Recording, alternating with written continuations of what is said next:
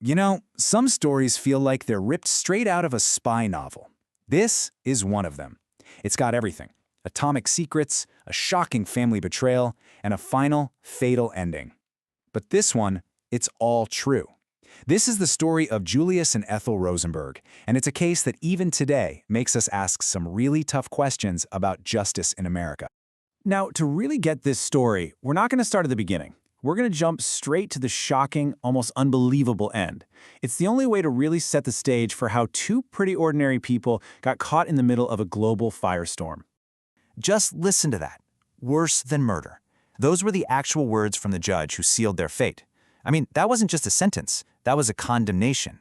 It channeled all the fear and anger of an entire country.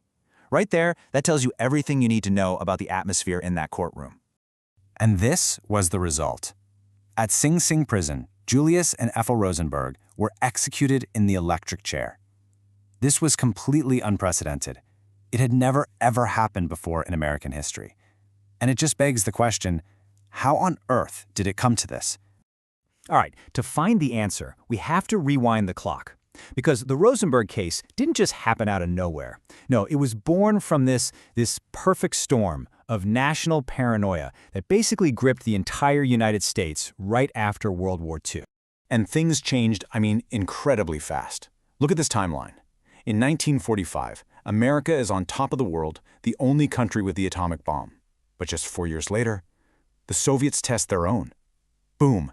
That feeling of security just vanished overnight, and it was replaced with pure terror. And that panic? It created the perfect breeding ground for guys like Senator McCarthy to start his witch hunts. For a lot of Americans, it was impossible to believe the Soviets could have done this on their own. No way! The only explanation that made sense was betrayal, treason. So the country wasn't just scared, it was looking for someone to blame. It was on the hunt for the traitors who gave away the ultimate weapon.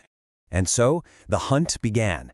The trail of espionage. It didn't start in America. It started over in Europe. And as investigators started following the breadcrumbs, the path led them to a pretty shocking place, the front door of a modest apartment in New York City, and right into a dark story of a family being torn apart. It was a classic domino effect. It all started with this guy, Klaus Fuchs, a brilliant physicist who confessed to spying. He gave up his American contact, Harry Gold. Gold then led the FBI to David Greenglass, a guy working at Los Alamos. And who did Greenglass point the finger at? His own brother-in-law, Julius Rosenberg. And get this. Here's one of those details that's so bizarre you couldn't make it up. How did these spies prove who they were to each other? With a cut-up Jell-O box. Yeah, a Jell-O box. They'd fit the two jagged halves together like a puzzle piece. I know, it sounds almost comically amateur, but it was a real piece of evidence used in the trial. But here's where the story takes a truly tragic turn. At the absolute heart of this whole thing was David Greenglass's wife, Ruth. She was involved too. So, to keep her out of prison, David made a deal. He gave the FBI exactly what they wanted. He didn't just give them his brother-in-law. He gave them a bigger target, his own sister, Ethel. This one act of betrayal would become the most devastating part of the entire case. So, with Greenglass's testimony, the government had its perfect Adam spy couple. But the trial that happened next, it was way less about the actual evidence and way more about the political climate. It was really a show trial for a terrified nation, and the Rosenbergs were cast as the ultimate villains.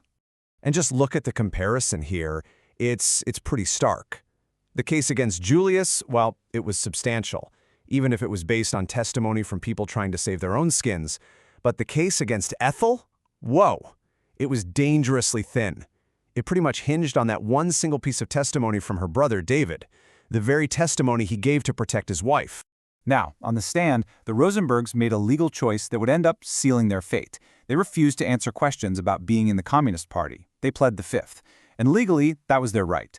But in the court of public opinion in 1951 America, silence sounded an awful lot like guilt.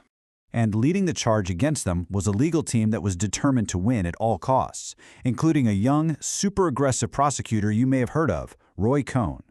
They didn't just argue that the Rosenbergs committed espionage. No, they took it way further.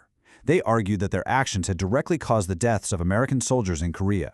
They were essentially putting the entire Cold War on trial. For decades after, the debate just raged on. Were the Rosenbergs innocent martyrs? Or were they evil traitors? Well, the truth, as it so often is, turned out to be a lot more complicated. And we only really learned what happened after the Cold War ended, when all these top-secret documents were finally declassified. Okay, so the whole prosecution's case was built on this one giant idea. The Rosenbergs gave the Soviets the secret of the bomb. But then these decoded Soviet cables, from a secret program called the Venona Project, they told a very different story. The info that Julius passed along, it was actually pretty low quality and not all that useful to the Soviets. It wasn't the game changer everyone claimed it was. So what did the cables finally prove? Well, 1, Julius was, without a doubt, a spy, codenamed Liberal. He was guilty. 2, he actually ran a pretty productive spy ring for other secrets. But 3, Ethel. The cables showed that while she knew what he was doing, Moscow itself didn't consider her an active spy. Her role was minor at best. And then, decades later, the final gut-wrenching bombshell. David Greenglass, the man whose testimony condemned his own sister, finally admitted it. In an interview, he said he lied on the stand. He perjured himself. He said Ethel typed the notes, but it was his wife who did it. He sacrificed his sister to save his wife. So, where does that leave us? We know for sure Julius was a spy. We know Ethel was, at worst, an accessory whose conviction was based on an outright lie. And yet, they both got the exact same ultimate punishment. The case is still a scar on American history for that very reason. And let me just put this severity of that punishment into perspective.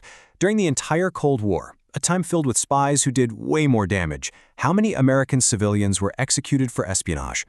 2. Just 2. Julius and Ethel Rosenberg. In the end, the Rosenberg case leaves us with this one haunting question. It's a timeless, chilling reminder of the dangers that pop up when political hysteria just completely clouds legal judgment, and when a nation, desperate for security, allows fear to corrupt its most sacred ideas of what justice is supposed to be.